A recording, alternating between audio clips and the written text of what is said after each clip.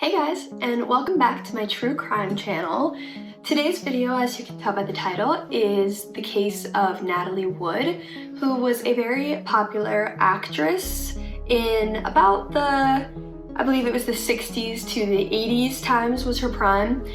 And her life was unfortunately cut tragically short.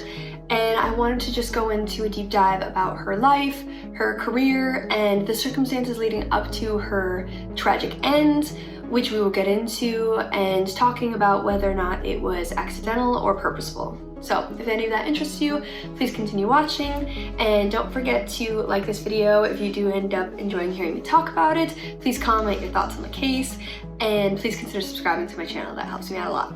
Anyways, without further ado, let's get into the case.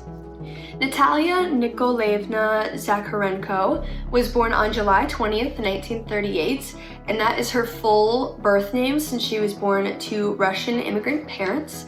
And she was born in San Francisco, California, and she started acting in movies at the age of only 5 years old. And she received her first film credit as Natalie Wood at 8 years old in the film Tomorrow is Forever. And her mother really wanted her to be an actress and wanted her to be in show business, and really pushed this onto her daughter, and would always take her, since they lived in San Francisco, a lot of auditions and stuff would happen really close to her, and her mom would always make sure that she was at these auditions. She made sure to make connections and network with people in the business. She really wanted her daughter to be an actress and in Hollywood. So as a child, one of the roles that she is most known for was being the skeptical child about Santa Claus in Miracle on 34th Street. And this was also when she was 8 years old. And her mother was just always pushing her throughout this time to be as much as she could be in the show business, and she wanted her to be a huge star. Natalie would later, in interviews and talking to others around her, would describe her mother as extremely domineering about her career and about her life, and she felt like she never really got the choice of whether or not she wanted to be this huge movie star or not. It was kind of just always what was given to her and what she was told that she was to do. As she grew into a teenager, she started landing a lot more acting roles as leading parts, and one of these movies, which is one of her most iconic roles, was in Rebel Without a Cause, and she actually earned an Academy Award nomination for this role, and she was only 16 years old at this time. And this role also led Life magazine to name her the most beautiful teenager in the world, which is a pretty big achievement. She was always very sort of praised for her beauty and her looks, and she was known to be a very pretty girl. Now, Natalie, throughout being 16 years old to the time that she was an adult, was in several very high-profile relationships with other celebrities that brought her even more fame than she already had, because everybody was so invested in these relationships, and they were the cover of all these magazines was the topic of these relationships.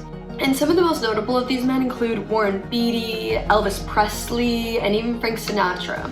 So she definitely was dating very famous men. Now, in 1957, she was only 19 years old at this time, but she actually ended up getting married to Robert Wagner. And Robert Wagner was 8 years older than her at this time, and she originally had a crush on him when she was 10 years old and he was 18, which, when put like that, it sounds a little weird that, you know, a 10-year-old is crushing on an 18-year-old and then they end up getting married when she's 19, but they fell in love, so they got married. But unfortunately, they had a very rocky and tumultuous relationship, so they ended up actually divorcing only 5 years later in 1962. And in 1961, actually, she was in 2 more major films to her name, which was Splendor in the Grass and West Side Story. This was the original 1960s version of the West Side Story, not the one we obviously know today.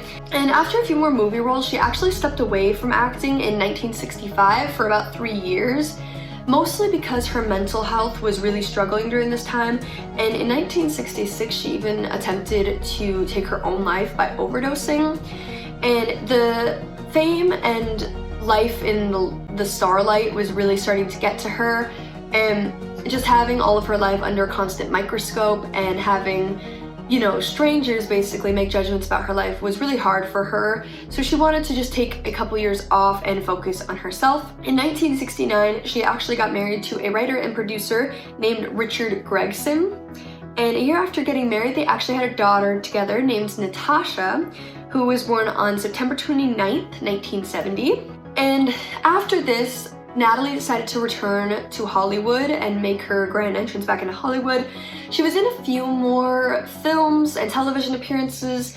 However, she didn't seem to be able to get the same notoriety and the same level of fame as she was in her older movies. She was in some very iconic older movies. However, once she got a little bit older, it seemed like it was harder for her to take those lead roles and grab those really big movies. However, in 1972, Natalie actually divorced Richard Gregson.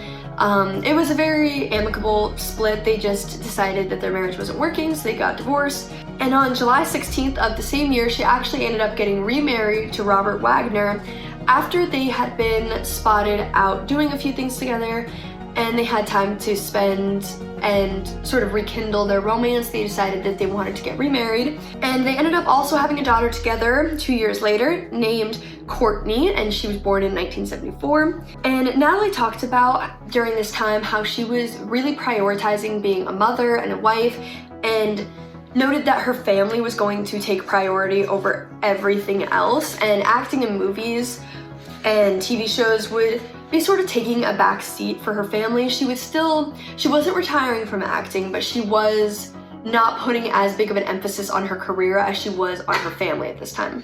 Now, in 1981, she worked on what would end up being her last film, even though she didn't know this at the time, which was called Brainstorm, and this was alongside a famous actor that we know now who is named Christopher Walken. So, in November of 1981, Natalie was vacationing on a yacht with her husband Robert Wagner and also the co-star Christopher Walken off the coast of Santa Catalina Island in California, and this was actually the weekend of Thanksgiving, so they were mostly celebrating like their Thanksgiving weekend, just celebrating, just having fun together. None of the kids were there.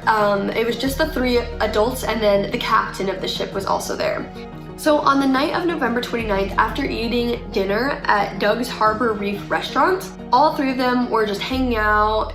They did drink quite a bit, and they were just, laughing, having fun, just hanging out. However, Robert started to notice that Natalie and Christopher were getting very close, and that he noticed that they were joking around a lot. They were kind of like, touching each other a little bit, like not in a sexual way, but in just a kind of way that was making Robert really jealous. And he had a tendency to kind of get jealous over Natalie and her relationships with men sometimes. So he ended up breaking a wine bottle and yelling at Natalie because he was so mad and he felt like she was disrespecting him by, in his opinion, openly flirting with Christopher. And this led to a huge argument between Natalie and Robert, and they were just arguing back and forth. Christopher went back to his room, and after around a half hour, Natalie excused herself to go back to her room as well.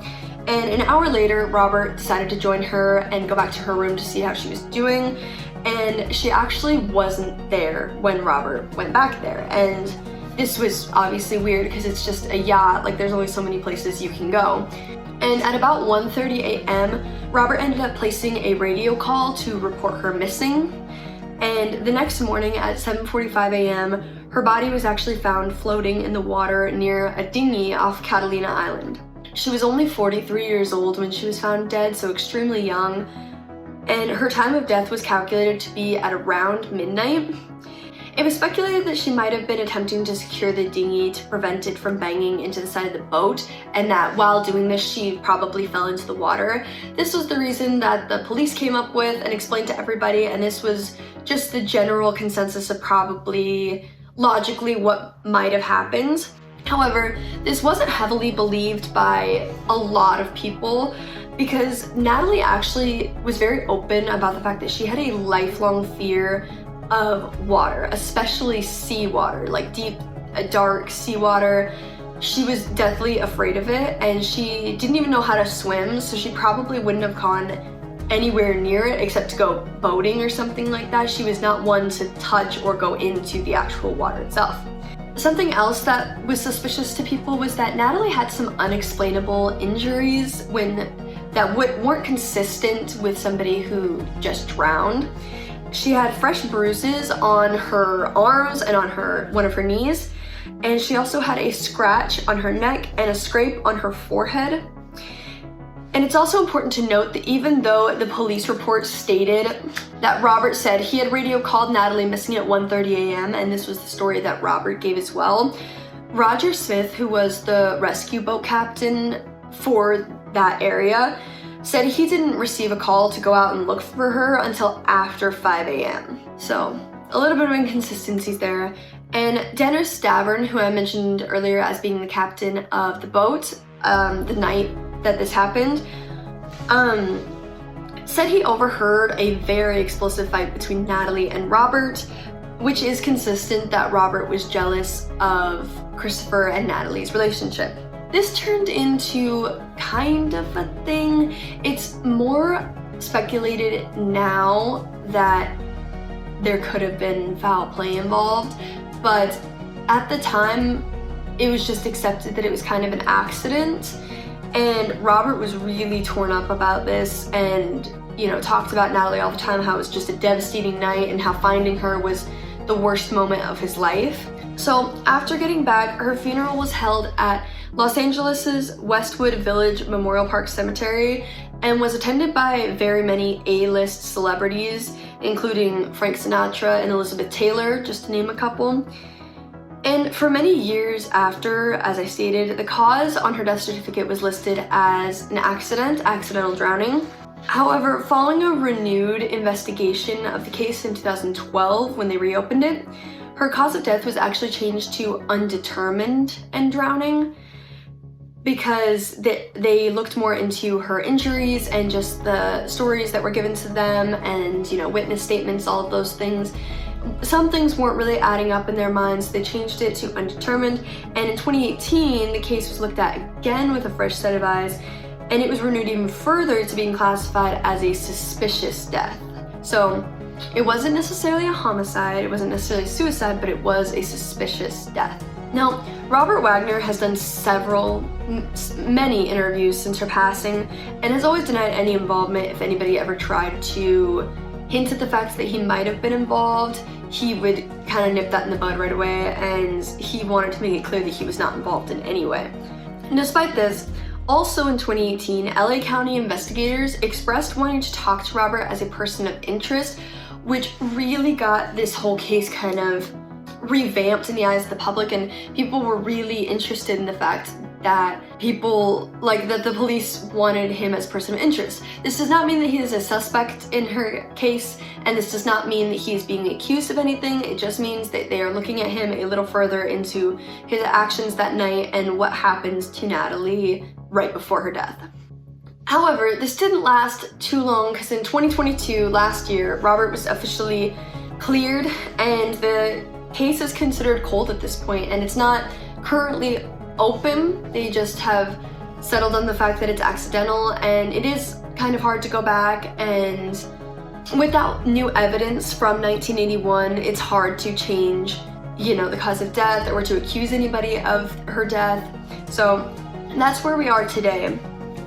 Now, the other person that was there, obviously, Christopher Walken, rarely talks about that night, if ever. He usually avoids the questions entirely, and he doesn't talk about it basically, but the few times that he has also expressed that it was an accident, and he believes that it was an accident. And while it saddened him that she died unnecessarily, he said that sometimes these things happen, and sometimes people are sort of, you know, in the wrong place at the wrong time, or sometimes bad things happen to good people. Like, he kind of just said, like, as sad as it is that these things happen, they do happen, and that was all he really had to say about it. The real story of her death is that she drowned, and nobody knows how she drowned or what happened except her. There is no real story.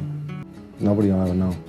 I think it's also important to note that even though her daughters were young at this time, very young when she passed away, neither of them believed that their father had anything to do with it, and they believe it was an accident, especially Natasha, who was the older one, who Natalie actually had from her previous marriage with Richard Gregson.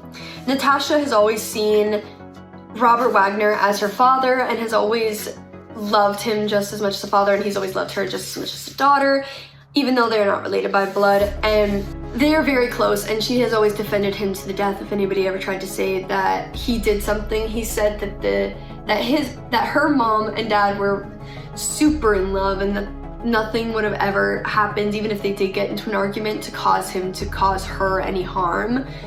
So I just thought that was interesting, because she, more than anyone, their children would obviously know a little bit about the relationship dynamic. So that is the case of Natalie Wood.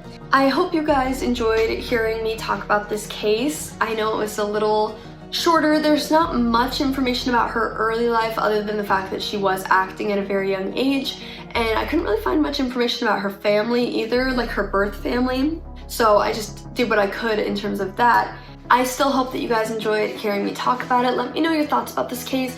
Do you think that Robert Wagner had anything to do with it? Do you think that he is covering up for something? Or do you think it was truly just a freak accident and that Natalie just tragically died? I would love to hear you guys' thoughts about this case. And this is the second to last celebrity case that I'll be doing, so I only have one more after this. And then we're moving on to a new series, which I think I'll be announcing in the next video. So get excited for that. And if you're interested in watching any of my other celebrity case videos, I will have a playlist going somewhere on the screen, and you'll be able to watch any of those whenever you want. And some of the other celebrity cases I did include people like OJ, John Lennon, Sharon Tate. So if any of those interest you, please do watch, and I will see you guys in my next true crime video. Bye!